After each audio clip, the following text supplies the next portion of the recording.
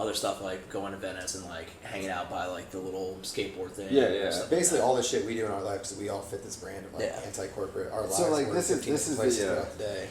Being a grinder, you're exposed to all these daily things you do. Being a grinder, not yeah. all The whole grinder. idea is to I don't know how to use Pinterest, but abort. I don't think computers work like that. No, That'd be so cool if you just talk to computers. Siri, fucking shut my computer. The whole. Hey Justin, you suck. What up, Juddy? Well, whatever. Juddy walked in and ruined it for me. He's walking around last night on the Mass Pike. He's so disturbed. Justin, did Africa give you mental issues? Give me diarrhea. Gave you diarrhea? You got sick? But last night on the Mass Pike, I dreamed of losing you. Last night on the Mass Pike, I fell in love with you. Yeah, we should write some stuff. Hey guys, so today I am doing a little bit of editing from the Dashboard show that I went and shot last night. Earlier I did a little songwriting session with some of my friends, and that was pretty cool, but right now I'm going to be messing with these photos. So I wanted to show you guys real quick like Lightroom workflow to try to like help you guys out. Basically, if you notice in my library on my side, if any of you are familiar with Lightroom, I just have, look, one little thing right here because I make new catalogs. Dashboard.lrcat. I make new catalogs for every shoot that I do.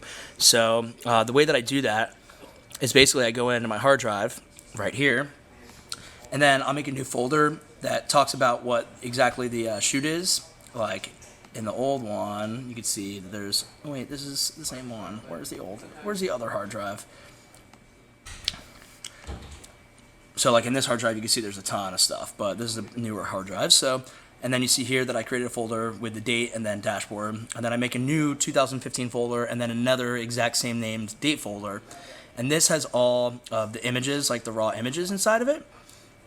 And then I back out and like create in Lightroom a new catalog, and then just name it, what the shoot was. So I named it dashboard, and it creates another folder for it. Then basically you go into Lightroom and you go to File, Import Photos and Videos, and it pulls up. Basically on the side, you can choose like where you want to pull your photos from. So right now it's saying that I've got an SD card in and then some other stuff. So like I would pull open this folder and then go into 2015 and then go into dashboard and then go into 2015 again and then click on this, and that's where all the images live. It's going to take a little bit to load right now, so I'm just going to cancel out. But yeah, there, and then you have all the files inside your catalog. And then what you can do is you go through and you basically like, what I do is I go to develop, and then I'll skim through, and like I usually know when I'm shooting like which photos I really like the best. But there's always different stuff. This is the opening band. I think it was Geography they were called. Yeah. So then I basically go through and I do little star selections. You can see right here, there's like a star.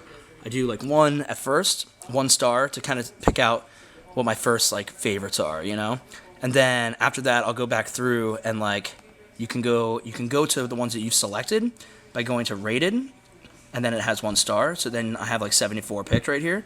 And basically then you can go in to that and give them like here. Like, there you can see I gave it like 3 stars on some of these photos. So you go back through and I rate those, and then I do little color corrections here and there. Basically, like something I do, like I pull up clarity quite a bit just because I like how it pops. But then like I'll mess around with contrast or change the shadows and highlights depending on what the situation is. I really don't mess with presets that much. Like sometimes I'll use like the Visco ones because they're kind of cool. But most of the time, if I'm shooting like live stuff or if I'm shooting like events or anything like that, I usually try to keep it like as basic and simple as I can. I don't want to do too much editing. I try to do everything with my speedlight or my flash and like keep everything in camera as much as possible because it makes the editing section like a lot easier and a lot better to deal with. That way I don't have to spend hours editing, get it right in camera, do it right the first time, and then you don't have to like mess around with too much stuff after. And then you're like done with your files, you can do quick edits, send them out, and get them to the people so people can post them and use them. So here on the side though, like this is all where all the presets are.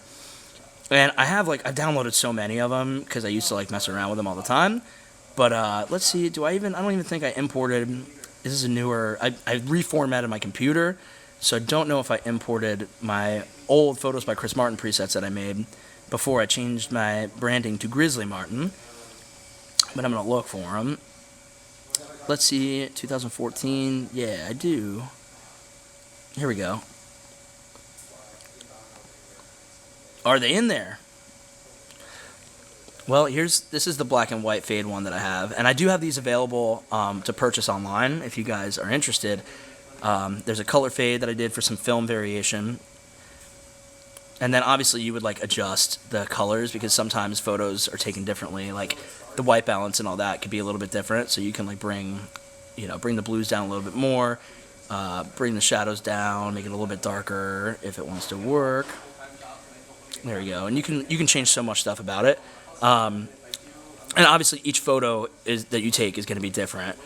But I put out like a fashion one. Let me get rid of all these presets that I had on here. Actually, I can just go to history. Hold on. There, we're good. Okay. So I had some I don't know if it's going to work well in this one. But I also did other fashion presets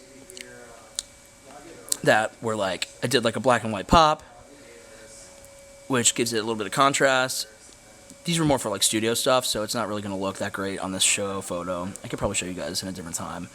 But it just changes some of the tones and the curves of the photos.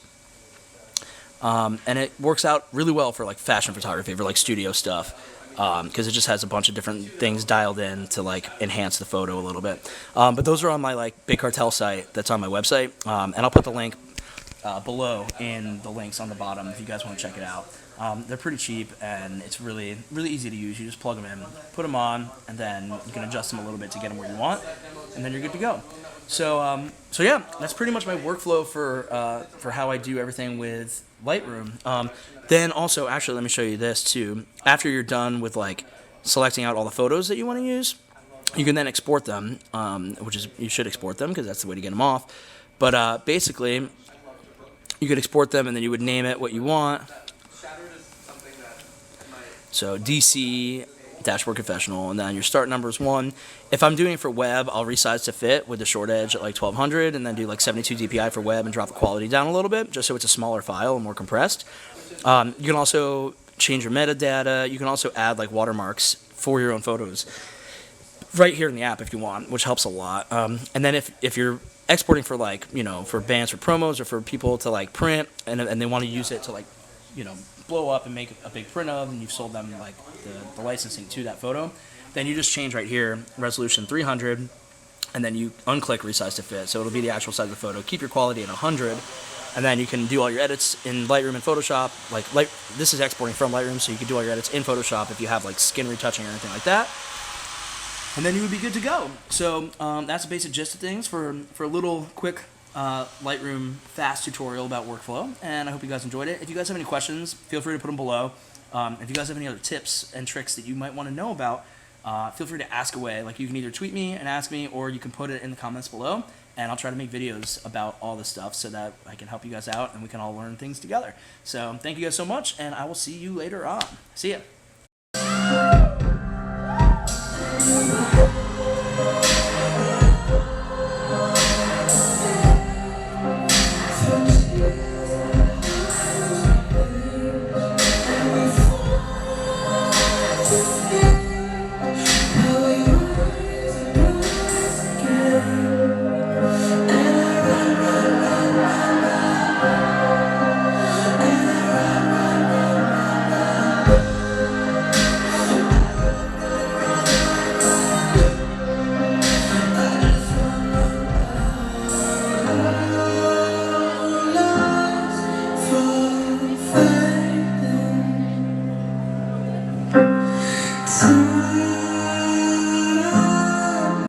So I am out right now at the House of Blues Foundation Room, and we're at the House of Blues on the Sunset Strip in Hollywood.